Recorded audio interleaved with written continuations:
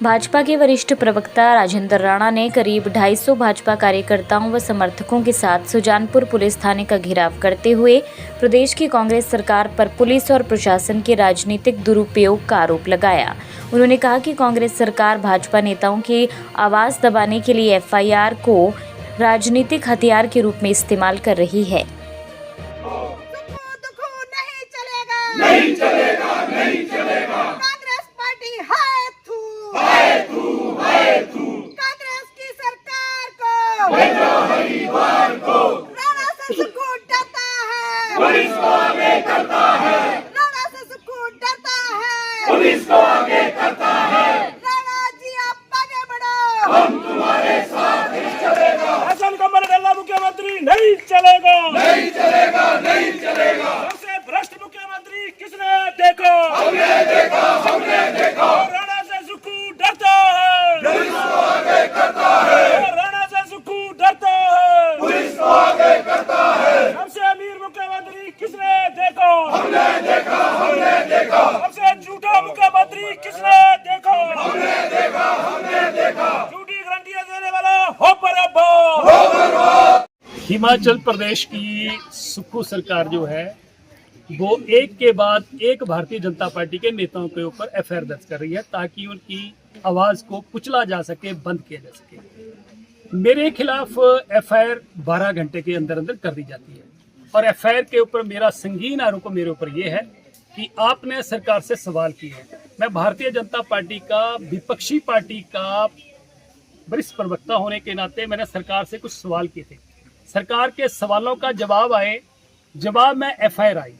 हमने सिर्फ हमारे साथियों ने इसी पुलिस स्टेशन में 48 घंटे पहले एक कंप्लेंट दर्ज करी कि देश के हमारे माननीय प्रधानमंत्री श्री नरेंद्र मोदी जी के खिलाफ अभद्र भाषा, जिसमें उनको कहा गया कि ये जो हैं ये चौकीदार चोर है।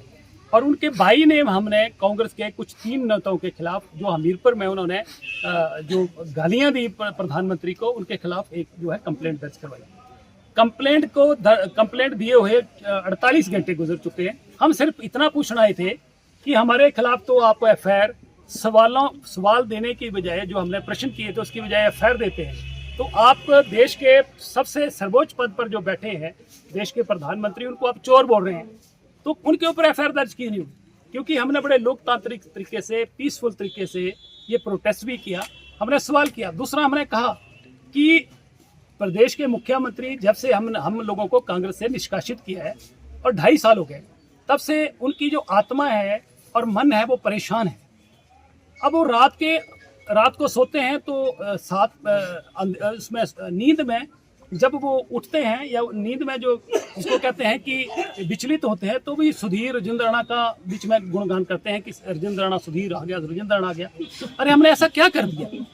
अगर उनकी आत्मा जो है वो विचलित है, परेशान है और 2.5 साल से वो प्रदेश का एक भी काम नहीं कर पा रहे हैं और प्रदेश की गारंटियां नहीं पूरी कर पा रहे हैं, प्रदेश के लोगों के साथ वायदे जो है उनको पूरा नहीं कर पा रहे हैं, तो हमें अगर हवालात में भेज के, हमें अंदर करके, हमें पुलिस स्टेशन में, जेल में भेज के उनकी आत्मा परेशानी से उनको मुक्ति मिल जाती है तो हम अंदर होने के लिए तैयार हैं।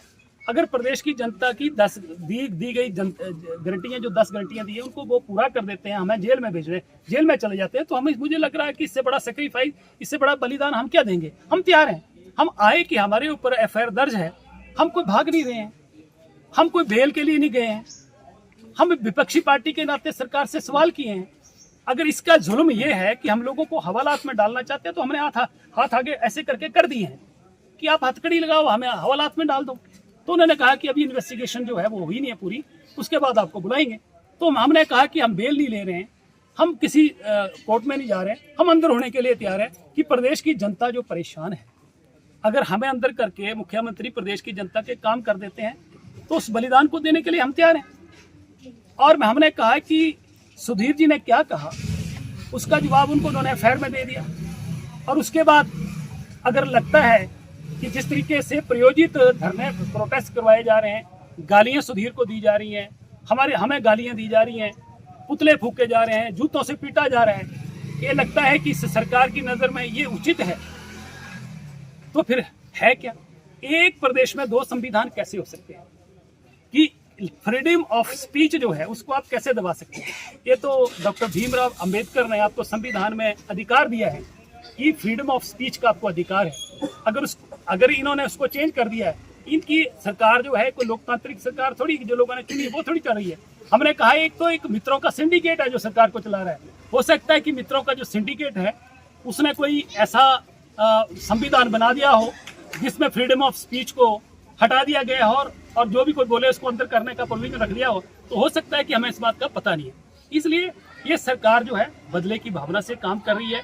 हम कोई भी सवाल हमारे से करेंगे वो करें, हम उसका जवाब देंगे, सबूत भी देंगे।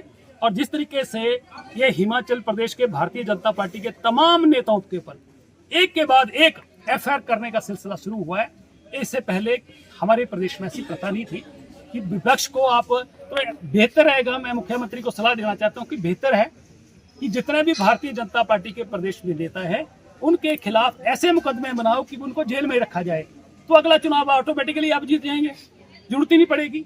इसलिए हमने पुलिस स्टेशन में आके पूछा है कि 48 घंटे के बाद जो आपने एफआईआर नहीं करी है, हम आपको 1 हफ्ते का समय और देते हैं। हम नहीं करते हैं तो हम एसपी ऑफिस में हमीरपुर जाएंगे, वो भी नहीं सुनेंगे, तो हम उनके डीजीपी के पास जाएंगे और डीजीपी भी नहीं सुनेंगे, तो हम कोर्ट के माध्यम से एफआईआर दर्ज कराएंगे। जिन लोगों ने देश के प्रधानमंत्री को अपमानजनक शब्द कहे हैं उनको अब बख्शा नहीं जाएगा। राणा जी किन वीडियो से जुड़े रहने के लिए धन्यवाद। हमारे चैनल को सब्सक्राइब कीजिए अभी।